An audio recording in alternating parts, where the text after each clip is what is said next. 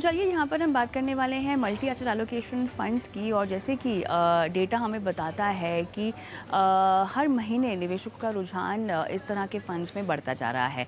ये एक ऐसी कैटेगरी है जहाँ पर equity, debt, commodities, real estate और बाकी तरह के एसेट क्लास में आपको निवेश का मौका मिलता है।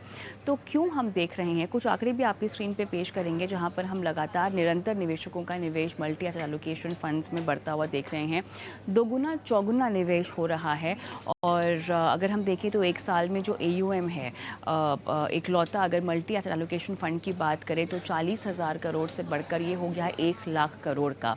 और इतना ही नहीं, निवेशकों को फ़ायदा भी हुआ है, फ़ायदा हो रहा है, इसीलिए निवेशकों का रुझान भी जो है इस कैटेगरी की ओर बढ़ता हुआ दिखाई दे रहा है।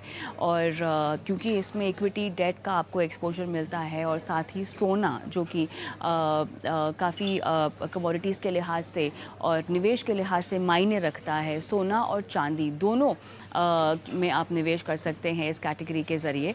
और जिस तरह से प्रदर्शन हमें अक्रॉस एसेट क्लास दिखाई दे रहा है, उसी का असर हमें मल्टी एसेट एलोकेशन फ़ंड की परफॉर्मेंसेस में भी दिखाई दे रहा है। तो चलिए आज इस कैटेगरी पर हम बातचीत करेंगे, लेकिन साथ ही ICICI प्रू का मल्टी एसेट एलोकेशन फ़ंड जो कि मेरे ख्याल से इंडस्ट्री का सबसे पुराना फ़ंड भी है, उस पर बातचीत भी करेंगे। Chintan Haria, principal investment strategy ICICI Pru AMC हमारे साथ जुड़ गए हैं। चिंतन, आपका बहुत बहुत स्वागत है इस खास पेशकश में। और मुबारकबाद। मेरे ख्याल से ICICI के मल्टी एसेट एलोकेशन फ़ंड की अगर हम बात करें तो इसने एक नया आयाम छुआ है अपने पूरे सफ़र में, तो उसके लिए बहुत बहुत मुबारकबाद। और तब से लेकर अब तक का सफ़र इस कैटेगरी में कैसा रहा, क्या कहेंगे आप? क्योंकि जब शुरुआत हुई थी तब मेरे ख्याल से इस तरह की कैटेगरी में अपने आप में, क्योंकि एक नया फ़ंड था, तो लोगों में इतनी जागरूकता शायद नहीं हुई होगी कंपेयर टू आज जितना लोग इंटरेस्ट दिखा रहे हैं। तो इतना लंबा अंतराल, इतना लंबा समय इस फंड ने तय किया है, कुछ इसके अनुभव के बारे में पहले बताइएगा, उसके बाद चर्चा की शुरुआत करते हैं। शुक्रिया कविता, आपके सभी व्यूअर्स को हमारा नए वर्ष की शुभकामनाएं। और आपने सही कहा कि 2018 में ये कैटेगरी क्रिएट की गई थी और जो हमारा फंड है वो उसके पहले भी था, पर जो कैटेगराइजेशन हुई 2018 में, उसमें एक नई कैटेगरी आई मल्टी एसेट फंड्स। और वो खास करके बहुत ही इम्पोर्टेंट कैटेगरी बन चुकी है, क्योंकि आज जैसे कि आप जानते हो कि इतने सारे फंड्स, फिर equity, debt, REIT, InvIT, gold, silver, बाकी कमोडिटीज, अगर एक इन्वेस्टर को अगर चूज करना है कि कहाँ पर निवेश करे, तो अलग अलग फंड्स के बदले वो मल्टी एसेट फंड्स में निवेश कर रहे हैं। और हमारा जो मल्टी एसेट फंड है उसमें इक्विटी टैक्सेशन का जो इक्विटी टैक्सेशन होता है उसके ऊपर है, तो निवेशकों को वो भी फायदा हो जाता है कि इक्विटी टैक्सेशन में आपको इक्विटी, डेट, गोल्ड, सिल्वर, बाकी कमोडिटीज का एक मिश्रण मिलता है। और परफॉर्मेंस के बारे में हम इतना ही कहेंगे कि हमारी हमेशा कोशिश रही है कि जो सेक्टर्स, जो स्टॉक्स जहां पर वैल्यूएशन सस्ते मिलते हैं और जहां पर हमें अपसाइड अच्छी दिखती है, उसका एक अच्छा मिश्रण बनाने की कोशिश करते हैं। और ये फंड वैसे तो 20 साल से पुराना है, पर जो मल्टी एसेट कैटेगरी है वो 2018 में आई थी, 2017-18 में जो सेबी की कैटेगराइजेशन हुई थी। और पिछले 6 सालों में अगर हम देखें तो एक सिंपल थॉट प्रोसेस रहा है कि जब मार्केट सस्ता हो तब हमारा इक्विटी लेवल्स हमने 80% के आसपास रखा था, और जैसे जैसे मार्केट महंगा होता गया तो हमने इक्विटी लेवल्स को कम किया और निवेशकों को डाउनसाइड प्रोटेक्शन भी इसमें पॉसिबली दे पाए। इसी के साथ साथ सभी सेक्टर्स, क्योंकि ये मल्टी एसेट फंड सभी सेक्टर्स और सभी मार्केट कैपिटलाइजेशंस में भी निवेश कर सकता है, तो बहुत ही फ्लेक्सिबल फंड है निवेशकों के लिए। और जैसे कि आपने कहा, बहुत ज्यादा निवेशकों को अभी ये पसंद आ रहा है। और हमारा ऐसा मानना है कि आपको अलग अलग फंड्स, अलग अलग कैटेगरी, अलग अलग एसेट क्लासेस अगर नहीं सिलेक्ट करने हैं खुद से, तो एक मल्टी एसेट फंड आपके पोर्टफोलियो में आपका लॉन्ग टर्म वेल्थ क्रिएशन में साथी बनेगा। बिल्कुल, लेकिन चिंतन, क्या वजह हो सकती है कि इस समय खास रुझान निवेशकों का आता हुआ दिखाई दे रहा है? अगर हम AUM के ही आंकड़े देखें तो 40,000 करोड़ से बढ़कर 1 लाख करोड़ पे ये आंकड़ा पहुंच गया है। कैटेगरी की शुरुआत 2018 में हुई थी, लेकिन अब हम देख रहे हैं कि इसका क्रेज़ बढ़ रहा है। क्या वजह आप गिनाएँगे जिसकी वजह से निवेशकों का रुझान इतना बढ़ रहा है? क्योंकि बाज़ार में हमने कुछ समय से एक बुल रन को आता हुआ देखा है। क्या आपको लगता है ये एक वजह हो सकती है? कोविड के बाद हमने लोगों की निवेश को लेकर, शायद बाज़ार को लेके जागरूकता और भागीदारी में इज़ाफ़ा देखा है। क्या वो एक वजह हो सकती है? क्या वजह आप मानते हैं कि अब जाके इस कैटेगरी में इतना रुझान आता हुआ दिखाई दे रहा है? और जितना रुझान दिखाई दे रहा है, क्या ये टिकाऊ भी है? तो दूसरा सवाल काफ़ी आसान है। बिल्कुल रुझान टिकाऊ है और जैसे-जैसे लोगों को ज़्यादा पता चलेगा, तो लोग उसमें निवेश करते रहेंगे क्योंकि इसमें जो बैलेंसिंग फैक्टर है, जैसे कि आपने कहा gold, silver, debt, REITs and InvITs, तो एक वॉलेटाइल मार्केट में ये डाउनसाइड प्रोटेक्शन या डिफेंसिव भी इसमें पोर्शन होता है। और इक्विटीज में ऑब्वियसली अगर आपको अग्रेसिव होना है तो अगर सस्ते मार्केट्स में आप अग्रेसिव हो सकते हो। तो हमारा ऐसा मानना है ये कैटेगरी एवरग्रीन कैटेगरी है। इसमें कोई टाइमिंग की जरूरत नहीं है, कोई मार्केट सस्ता महंगे की जरूरत नहीं है। हम हमारे एंड से कोशिश करते हैं कि जब मार्केट महंगा हो तो डिफेंसिव हो जाए और जब मार्केट सस्ता हो तो हम उसमें अग्रेशन दिखाए। और ये जो मिश्रण है वो काफी अच्छा है। तो बिल्कुल अगले 1 साल, 2 साल, 3 साल में ये और भी पॉपुलर होगा कैटेगरी, ऐसा हमारा मानना है। और अगर हम पहले की बात करें तो जैसे कि आपने कहा, आपका पहला प्रश्न कि अभी क्यों ये कैटेगरी इतनी प्रिफर्ड कैटेगरी है। हमारा ऐसा मानना है कि हर कैटेगरी में आजकल पैसा आ रहा है। Mutual funds by itself 60 lakh crore से ज्यादा एसेट्स हो चुके हैं।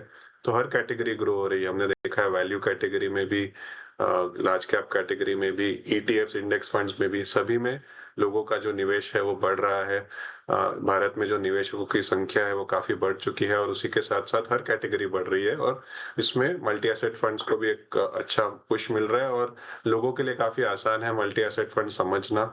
और इसलिए हम ऐसा मानते हैं कि करंट मार्केट सिनेरियो, जहां पर मार्केट बहुत सस्ता नहीं है, जहां पर निवेश के opportunities equity, debt, gold, silver सभी में मिल रहे हैं, हमारा काफी फोकस रहा है कि हम निवेशकों को मल्टी एसेट फंड के तरफ निवेश करवाए और एसआईपी के द्वारा, लमसम के द्वारा उनका जो निवेश है वो मल्टी एसेट फंड में हो। और उसी का कारण है शायद ये और भी पॉपुलर हो रहा है। और बाकी सब जितने भी एसेट मैनेजमेंट कंपनीज है, सभी की कोशिश ये रही है कि अच्छे से अच्छे परफॉर्मेंस करके लोगों को इसमें और जुड़वाए। शुक्रिया। अ, चिंतन, बहुत सारे ऐसे पहलू हैं, अभी कुछ पहलू तो आप ही ने बताया जिसकी वजह से रुझान बढ़ रहा है। निवेशकों में जागरूकता की तो एक बात है, लेकिन साथ ही एएमसीज भी एक के बाद एक मेरे ख्याल से इस तरह की कैटेगरी के फंड्स लॉन्च कर रहे हैं।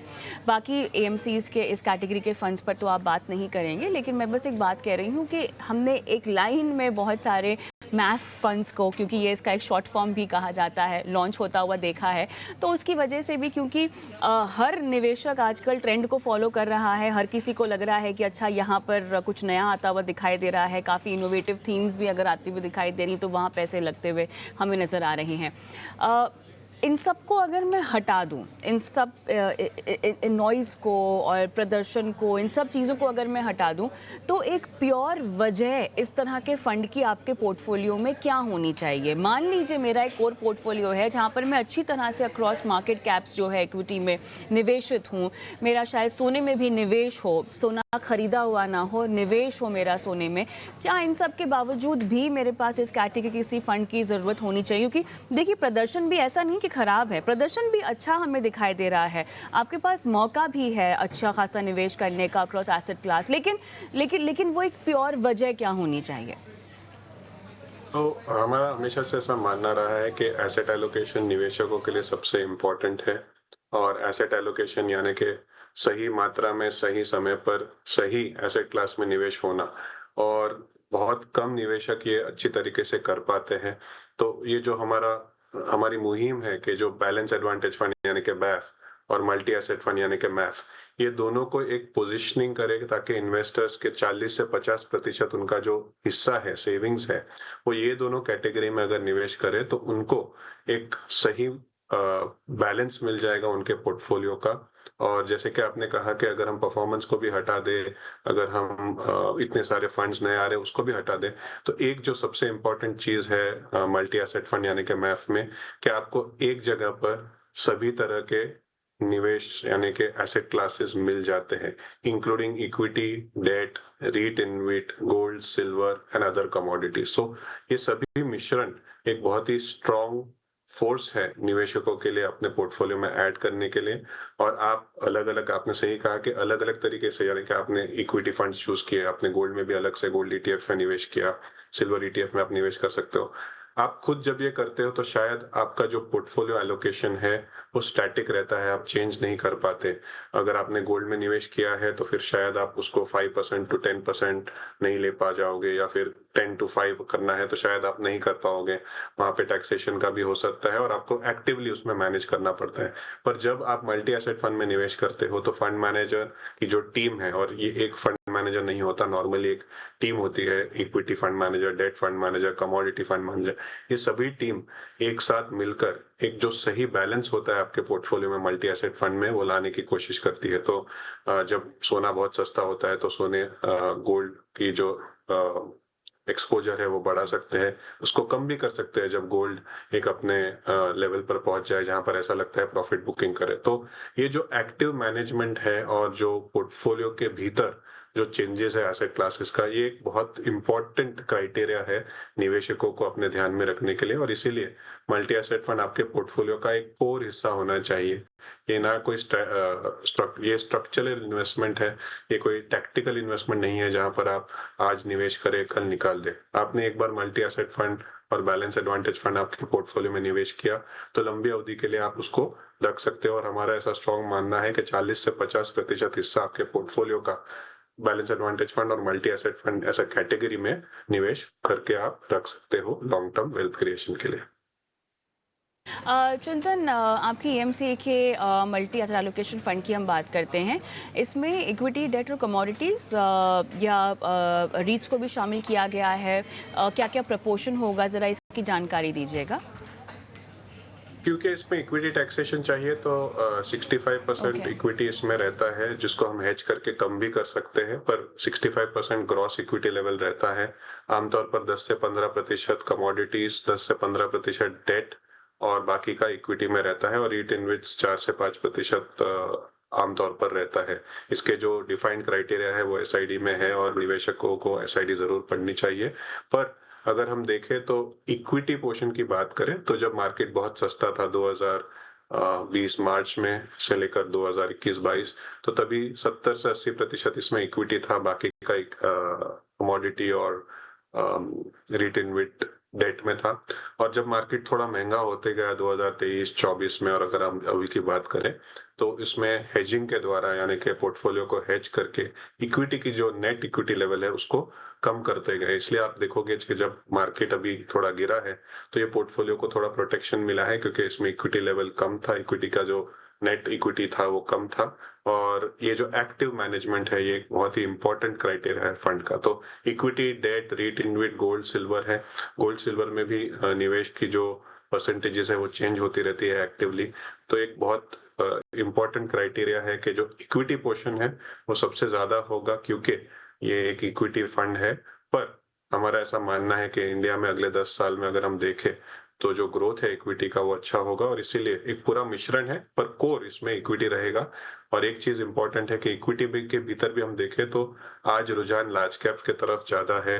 जो पोर्टफोलियो है उसमें अगर 50-55% इक्विटी नेट है तो जो लार्ज कैप्स है उसमें ज्यादा रुझान है, और मिड एंड स्मॉल कैप की तादाद हमने कम की है क्योंकि मिड एंड स्मॉल कैप थोड़े महंगे हैं। तो ये सभी चीजें एक इन्वेस्टर को शायद बारीकी से देखने को नहीं मिलती, पर जो फंड मैनेजर है वो काफी एक्टिवली इसमें जो मिश्रण है वो चेंज करते रहते हैं। और इसके कारण जो परफॉर्मेंस है या फिर जो इन्वेस्टर का एक्सपीरियंस है उसे हम कोशिश करते हैं कि वो अच्छा रहे लंबी अवधि में वेल्थ क्रिएशन के लिए। चिंतन, इस जवाब की शुरुआत में आपने कहा था क्योंकि इक्विटी टैक्सेशन चाहिए, तो जो अब नए टैक्सेशन को लेकर नियम आए हैं उसके बदलावों को अगर मैं मल्टी एलोकेशन फंड्स पर समझना चाहूँ तो किस किस तरह से ये लागू होगा और फ़ायदेमंद कैसे होगा निवेशकों के लिए? तो हमारे फंड में कोई बदलाव नहीं होगा, क्योंकि 65% से ज्यादा ही हाँ। था हमेशा से इक्विटी। तो लॉन्ग टर्म कैपिटल गेन्स जो एक साल जो निवेशकों को मिल रहा है बेनिफिट एक साल के बाद का, वो कंटिन्यू रहता है। तो आपने एक साल निवेश किया हम आमतौर पर तो कहते हैं कि आपको 3, 5, 10 साल के लिए मल्टी एसेट फंड में निवेश करना है, पर जो टैक्सेशन है वो काफ़ी सिंपल है, क्योंकि हम ये इक्विटी टैक्सेशन की तरह रन कर रहे हैं। तो आपने 1 साल तक निवेश किया, तो 1 साल के बाद आपका जितना भी कैपिटल गेन होता है, उस पे आपको 12.5% लगेगा, और 1 साल से कम में जो 20% है, जो कि इक्विटी का टैक्सेशन होता है। कुछ और फंड्स का अलग-अलग टैक्सेशन होता है, तो जो निवेश आप जब सिलेक्ट करते हो और अलग-अलग एएमसीज़ का है, तो कौन से एएमसी कौन से टैक्सेशन चला रहे हैं, वो आपको ज़रूर ध्यान में रखना चाहिए, क्योंकि मल्टी एसेट फंड में पॉसिबल है कि अलग-अलग एएमसी अलग-अलग टैक्सेशन के द्वारा चलाए, क्योंकि भारत में 3 टैक्सेशन के पॉसिबिलिटीज़ है इक्विटी में। तो हमारा इक्विटी टैक्सेशन है काफ़ी सिंपल है निवेशकों को समझने के लिए। हुँ। अब जिस तरह की एसेट क्लास आपको अलाउ की जाती है मल्टी एसेट एलोकेशन फंड्स में, हम कैसे सुनिश्चित करें कि आपका यहाँ पर एक्सपोज़र बाकी आपके पूरे पोर्टफोलियो में रिपीट ना हो? क्योंकि अक्रॉस एसेट क्लास आपको एक्सपोज़र मिल रहा है, तो बहुत ध्यान देना होगा कि डाइवर्सिफ़िकेशन का एक जो नियम है, वो आप पूरी तरह से लागू कर रहे हैं, और ऐसे में अगर आपके पास इक्विटी का भी एक्सपोज़र रखना है पोर्टफोलियो में, डेट का भी रखना है, तो कैसे अब इसको डिज़ाइन किया जाए इस कैटेगरी के साथ? अगर हम देखें तो बहुत ही सिंपली हमारा एक एसेट एलोकेशन प्लान रहा है निवेशकों के लिए कि आप 50% balance advantage fund multi asset fund में निवेश कीजिए। ये जो 50% है वो आपको एक सॉलिड बेस देगा, एक साउंड फाउंडेशन देगा, जहां पर आपको जब मार्केट महंगा है तो डिफेंस भी मिलेगा, और मार्केट सस्ता है तो आपको अटैक भी मिलेगा in terms of the market participation. और बाकी का जो 50% है वो आप आपके रिस्क प्रोफाइल के हिसाब से flexi cap, mid cap, small cap, large cap, index funds, ETFs, momentum category, जिसमें भी आपको निवेश करना है, आपको मिश्रण आप आपके एडवाइजर के थ्रू बना सकते हैं। पर एक जो हम कहते हैं फाउंडेशन स्ट्रांग आपको रखना है, तो 50% आप multi asset fund, balance advantage fund में निवेश करिए। बाकी का 50% आपके रिस्क प्रोफाइल के हिसाब से आप निवेश करिए। सो आपको diversification, defence, strong foundation, long term wealth creation, और जो हम कहते हैं कि बहुत सारे निवेशक मार्केट के जो यूफोरिया है उसमें पार्टिसिपेशन करते हैं, एंड मोमेंट पे आ जाते हैं जब मार्केट बहुत ही उच्चतम स्तर पर होता है, और जब मार्केट नीचे गिरावट होती है तो शायद वो इन्वेस्टर्स चले जाते हैं। पर अगर आपने एसेट एलोकेशन सही किया और 50% हिस्सा multi asset fund, balance advantage fund में निवेश किया, बाकी का 50% आपने आपके रिस्क प्रोफाइल के हिसाब से क्रिएट किया, तो एक पूरा मिश्रण बन जाता है। शायद 8 से 10 फंड आपके पास टोटल होंगे, और ये मिश्रण आपको फिर घड़ी चेंज करने की जरूरत नहीं पड़ेगी, और लंबी अवधि के लिए आपको वेल्थ क्रिएशन में भी फायदेमंद होगा। तो ऐसा नहीं है कि मल्टी एसेट फंड में आपको डाइवर्सिफिकेशन मिल रहा है तो आपका ओवर डाइवर्सिफाई होगा। आपको एक पोर्टफोलियो क्रिएट करना है जहां पर फाउंडेशन स्ट्रॉन्ग करने के लिए मल्टी एसेट फंड और बैलेंस एडवांटेज फंड को एक बड़ा हिस्सा बनाना है आपके पोर्टफोलियो का, और बाकी आपके रिस्क प्रोफाइल के हिसाब से आप दूसरे funds, sector funds, thematic funds, international funds, आपको बाकी 50% हिस्से में आप जोड़ सकते हो। चलिए चिंतन, बहुत आसान भाषा में आपने बहुत खूबसूरती से इस पूरी कैटेगरी को समझाया, और साथ ही आईसीआईसीआई के मल्टी एसेट एलोकेशन फ़ंड की क्या खूबियां हैं वो भी आपने बताई। बहुत बहुत धन्यवाद, आपने समय निकाला और आज हमारे दर्शकों का मार्गदर्शन किया चिंतन।